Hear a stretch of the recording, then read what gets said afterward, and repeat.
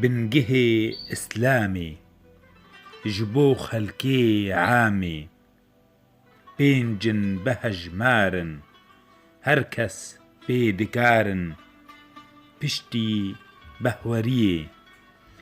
Xwedê servêriyê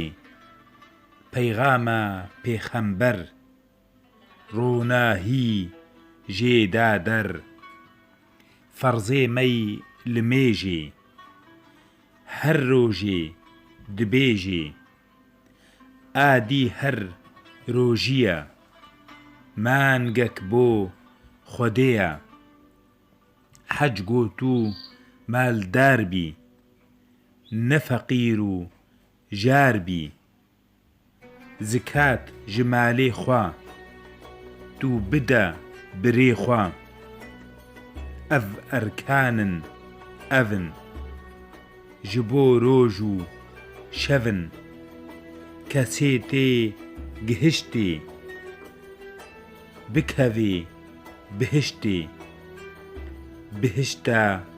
Xwedaya ne weka erdaya.